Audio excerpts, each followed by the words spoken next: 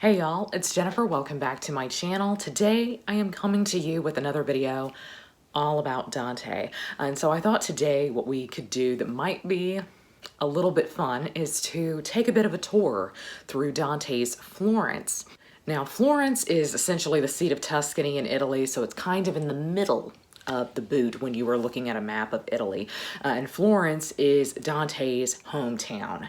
Dante was exiled from Florence around 1302, and he never returned to it in his lifetime. And that was a source of really great pain for him. Nowadays, we really associate the city of Florence with the Renaissance. We associate it with the Medici family, with great artists like Michelangelo, Leonardo da Vinci, Botticelli, Donatello. All of that happened many generations after Dante. And so Dante passed away in 1321. We are celebrating the 700th anniversary of his death this year, which makes this a really big year for Dante studies. But as you might can tell from that date, Dante did not even live to see the Black Death or the plague. And so he definitely didn't see any of kind of the major innovations in art or in writing in his own lifetime. Dante is really kind of an innovator in terms of writing, and he paved the way for people like Petrarch and Boccaccio to a certain extent, though they were quite generally of the same generation. But if you have been joining in with my read-along this month, where we are reading The Divine Comedy by Dante, we are reading Inferno in April, and then we will be moving into Purgatorio in May, you might can already tell at this point that Florence as a city is actually a very prominent character in the Divine Comedy. And so I'm planning on doing another video on kind of the politics of what was going on in Florence at the time and what got Dante exiled. And so that will be coming soon, I hope. But this video will just focus on kind of what the city looked like at the time that he was living. And when I was doing research for this, I was really quite shocked by it because Florence to me is a very unique city in that it seems like it has changed very little from the Middle Ages. There are a lot of cities that have really developed and totally changed their landscape. I mean, when you think of Rome, Rome is not a very medieval city at all, and it's also to a large extent very little a classical city. Where things were situated in kind of the classical period during the Roman Empire, that's no longer where the main action of the city is, and it wasn't where the main city was during the medieval period. Things changed pretty rapidly in Rome. Another city that you might could take as a very good example of this, but in a different way, would be Paris. Now, Paris in the classical period and into the medieval period was essentially situated around the Ile de la Cité, so where Notre Dame is. Now, that's no longer where kind of the business section of the city is in the modern day, but there's still a lot of activity around the Ile and around kind of the left bank, the Louvre on the right bank. And so while things have essentially stayed the same in Paris in terms of where activity is located, the architecture has pretty rapidly changed. So Paris no longer resembles either that classical city that was founded by the Romans, and nor does it resemble kind of the heyday of the Middle Ages either. Florence is a really interesting case because it is a very small, insular city. And so things have pretty much occupied the same exact role since the medieval period.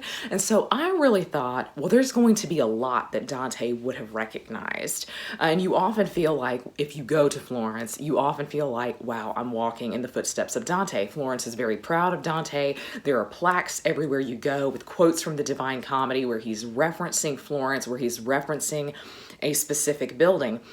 But as I was doing research for this, I was shocked at how much the city has changed from Dante's day and how much was kind of ongoing in terms of construction.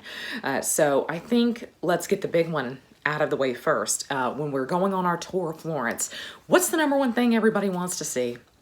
What's the number one thing everyone knows about Florence's skyline, let's say?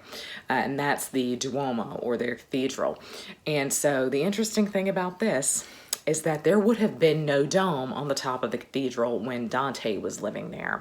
And essentially, the entire cathedral in and of itself was going through construction. It was actually being built when Dante was living there. So construction started on this version of the church around 1296. There has always been a church on the spot of the Duomo. It was a church in Roman times and in medieval times. Unfortunately, that church was really falling into disarray, and it was a much smaller church than the city of Florence needed. Even during Dante's day, Florence is a bit of a great city, and it's a bit of a growing city. And so eventually it was decided to kind of get rid of this crumbling structure and then build what we now see there today. Now, when they originally built this church, they always intended for a dome to cap it. But unfortunately, the kind of construction and the knowledge of how to produce a dome had been lost since antiquity. Now, I do have a video on art pieces of the early Renaissance. I include the dome of Florence's cathedral in that video. I will link to that up above if you would like to hear more about the artist who constructed that dome and what went into it. But essentially, this dome was not finished until sometime in the 1400s. So the church existed for over 100 years without a dome on it. So even had Dante seen the finishing of the construction of the church, he would not have seen the dome on top, which is really, really startling when you think about it. This is such an iconic part of Florence. And when you think of Florence, I think you automatically think of the Duomo. And thus, you automatically also think of the bell tower, or the Campanile, which is right there at the Duomo. Now, the Campanile was designed by one of Dante's friends, the artist Giotto. And so when I hear Giotto's name, I automatically associate it with Dante. And so I assumed Dante at least got to see a little bit of the construction here, but sadly no, the Campanile was not begun until 1334. These are probably the two most famous landmarks in Florence today to visit. A lot of people climb the bell tower, a lot of people climb the dome, and a lot of people visit the Duomo in general. And so it's a little bit shocking to me to think that perhaps Florence's most famous son never saw those even really being started. He saw the cathedral being started, but I doubt he saw it finished before he was exiled in 1302. But on the same square as the Florence Duomo and the Campanile is the Florence Baptistery, which is another really famous landmark in the city of Florence and is one of my favorite places in the city. It might actually be my favorite place in the city. So the Baptistery is where you would have, of course, been baptized before entering the church. In the medieval period at this time, you couldn't enter a church unless you had been christened or baptized. And so Dante would have been christened in the baptistery. This is a separate building to the church, and thus that's why it survived the demolition of the old church that was on the spot of the Duomo. Now, the baptistery is incredibly old. It was built sometime in the 1000s, 1100s, and it's considered by most people to perhaps be the oldest building in Florence. It's one of the oldest buildings in Florence, and so it's well worth a visit. But when you go into the Florence Baptistery, it's essentially a single room with the font in the middle where you would be baptized or where babies would be christened. All around the top are these Byzantine mosaics. I will insert a few pictures of them here, some personal pictures that I took, because Byzantine mosaics are some of my favorite things. They might potentially be some of my favorite art pieces of all time, but I really, really love the style of a Byzantine mosaic, so I take a lot of pictures of them whenever I see them.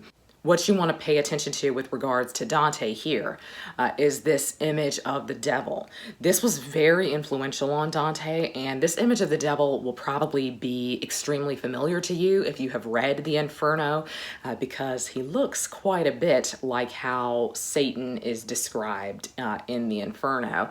And so you might can imagine this had a real influence on Dante. Hopefully I can insert a map here and show you what Florence really looked like at the time and what it really looks like now. But we are going to continue down past the Duomo. We're going to head towards the river. And so what we will come to next in kind of the greatest hits of Florence will be the Palazzo Vecchio. And so this is the old palace. Vecchio means old in Italian.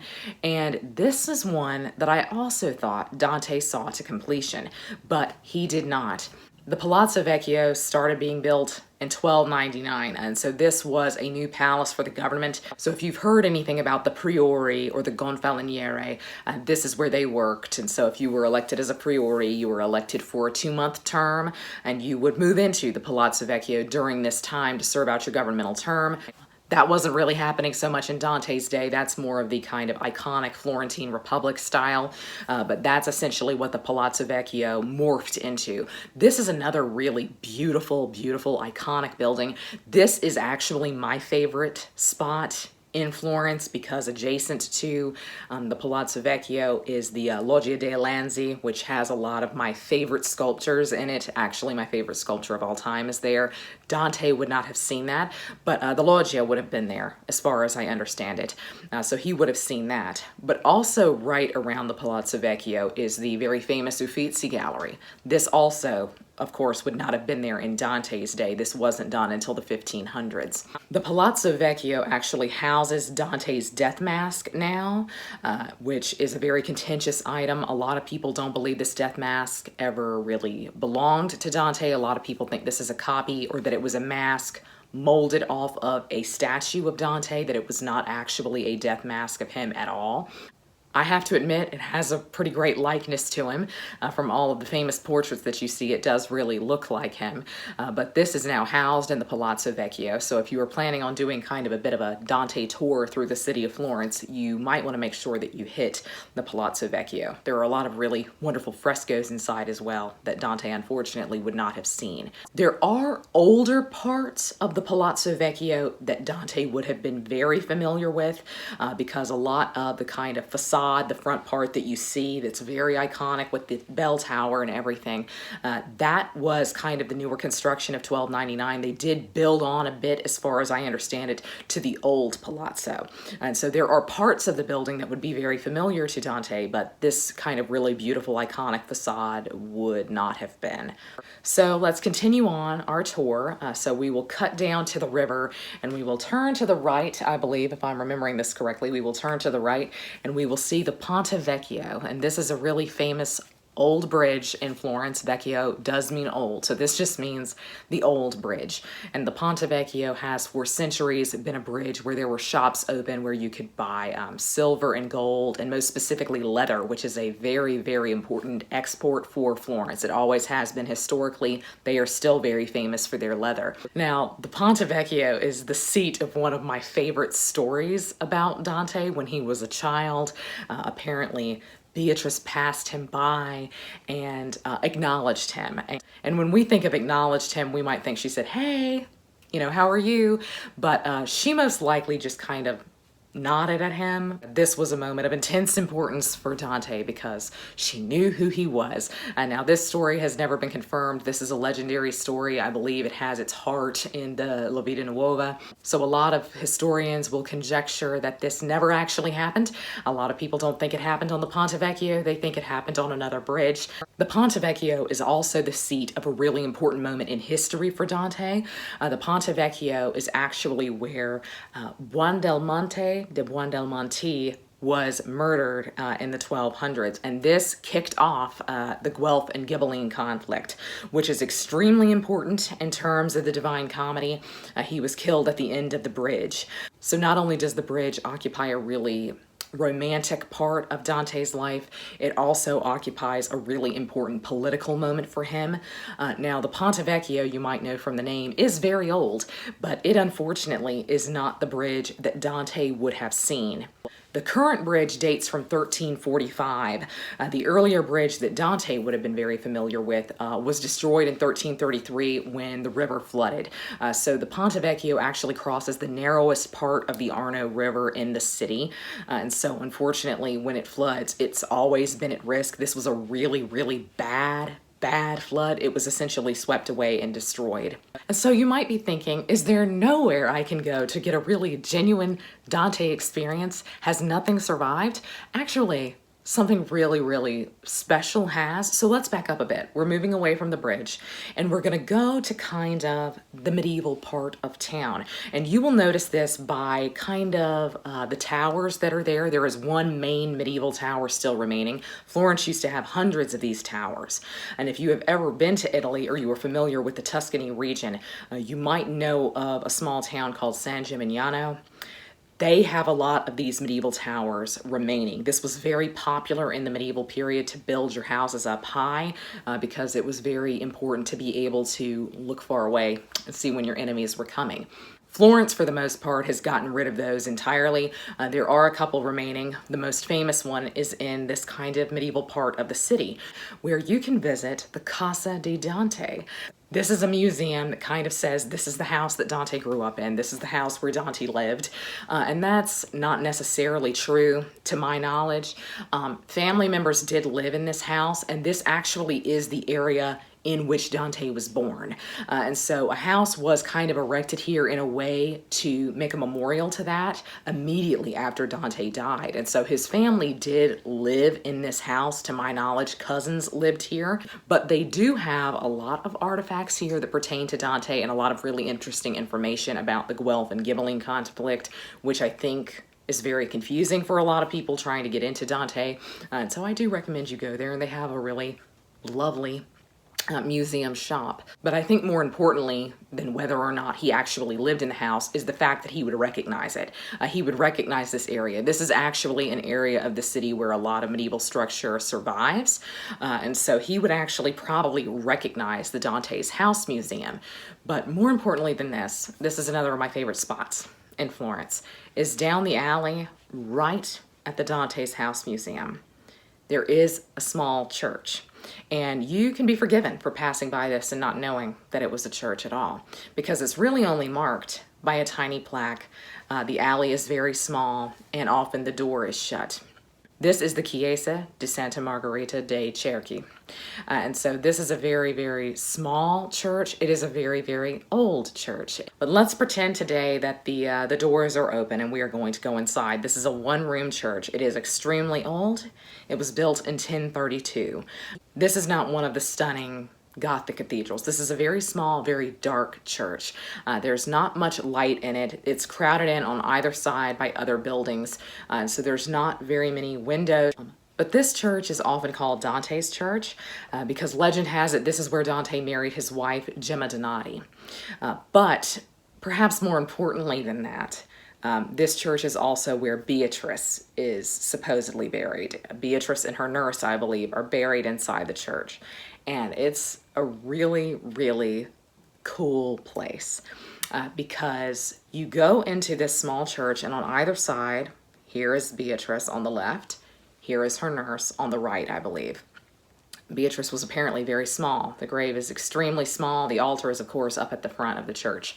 But what's really interesting here is that people will often write love letters to Beatrice, that they're having problems in their love life. Please help me solve them, because Beatrice is such a symbol of love now.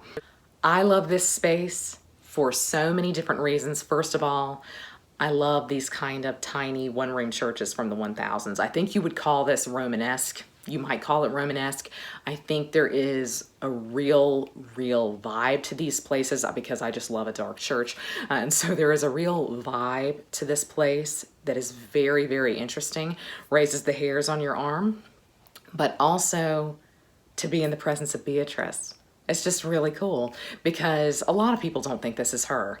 And a lot of people believe because Beatrice, if she did exist, some people don't believe she did. I do. But if she did exist, Beatrice was a member of the very wealthy Portinari family. And so most people believe she would have been buried in Santa Croce, which I realize I forgot. So we will come back to Santa Croce, which is another really famous building in Florence. But legend holds this is where Beatrice actually is buried. So this is a really special place if you were in Florence and you're kind of going on a Dante tour.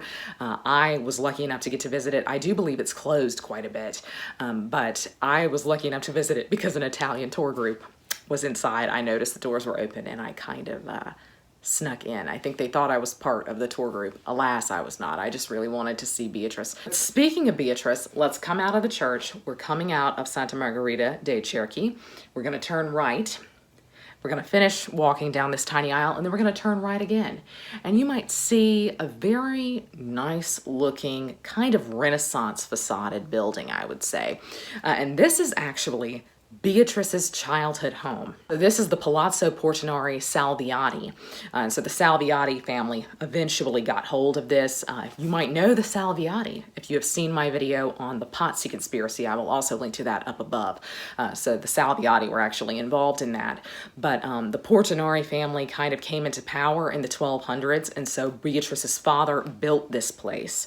But it's very interesting to think about walking past this house and think about Dante maybe hoping for a glimpse of Beatrice. Maybe Beatrice, you know, visited that church. Maybe they were in church at the same time. This is an area of the city, like I said, that Dante would definitely recognize. And I just think you feel Dante in this part of the city. Unfortunately, you cannot go into the Palazzo Portinari Salviati because it has now been transformed into apartments. Really, really beautiful, luxurious apartments. I will link to their website down below if you kind of want to window shop. Really, really beautiful, beautiful place. But alas, you cannot go in and just visit it. But this does survive almost totally from the 1200s. So it does survive from the time in which Beatrice would have been living there. I realize I forgot Santa Croce in our tour, and I am so sorry because Santa Croce is another of my favorite places. Actually, I just love Florence. I realize I've now said that every one of these places is my favorite place in Florence, but I just love Florence. So Santa Croce is in a bit of a different area. You can see the Palazzo Vecchio from the square of Santa Croce. And Santa Croce is a really famous church now. It was very famous during the Renaissance period because often they would run jousts out here. So in this square, you can imagine it's a really, really big square. This is where they would joust. Lorenzo de' Medici jousted out here. And so this is a really famous area of the city. And Santa Croce is another one that has always had a church on the spot. And in a similar case to the Duomo, in order to replace an earlier kind of crumbling structure that was no longer suitable, in 1294, the structure that we see today was started. And now again, I thought Dante would be very familiar with Santa Croce because one of the most famous things about Santa Croce are these kind of frescoes done by Giotto on the inside. I don't have personal pictures of this. When I visited Santa Croce, I actually went for Mass, and so I didn't visit the chapel where the Giotto frescoes are, unfortunately. But Santa Croce is now kind of the home of a lot of really famous Florentines. This is where a lot of famous Florentines are buried, including Michelangelo, Machiavelli. There is a place inside for Dante, but Dante did not die in Florence. He is in Ravenna, actually. So I think for the most part, the kind of current structure is one that Dante would not recognize. Certainly the inside of the church has gone through quite a bit of renovation anyway. But I would imagine Santa Croce was probably the church that he went to most frequently. I would assume this is kind of his neighborhood church. Santa Croce is sat back towards the river, which is where that kind of medieval section where Dante's house museum is. And so I imagine that this would have been the church that he likely would have gone to most frequently. But I think that concludes our tour of Dante's Florence. Sadly enough, there's not very much remaining from Dante's time period. Far less than what I would have imagined. When I was doing research here, I was really shocked at how many things were actually under construction during his later years. So he definitely would have visited earlier versions of a lot of these structures like Santa Croce and the Duomo. But the modern building that is there today, he likely would not have been totally familiar with, especially when you consider that he was exiled very early in the 1300s, so he likely did not see a lot of these projects to completion. Dante always dreamed in his life of returning to Florence. He tried many, many times, but alas, he never returned to Florence after exile, and he always missed it. And this is another of my favorite stories about Dante. In Florence, and in Tuscany now in general, they don't put salt in their bread. There was a salt shortage in the 900s in Florence, and so they learned how to make bread without salt. And Dante Dante constantly thought every bit of bread that he ate outside of Florence was too salty. There was something wrong with it. The taste wasn't right, and he constantly wanted to go back to Florence and have that unsalted bread. And now I consider that to be something that you should definitely do if you are on a bit of a Dante tour in Florence. Make sure you eat some good regular Tuscan bread. It is very strange. It is very strange, but you eventually get used to it, and then when you leave, you also think that other bread tastes weird. So that concludes our tour through Dante's Florence. I hope you really enjoyed this. I would love to know if you have visited Florence or if you would really love to go to Florence one day. If you have visited any of these sites, please let me know that down below too, and anything that's on your bucket list to see in Florence. But that's going to be all from me today. I hope you're all having a great week. Happy reading. Goodbye.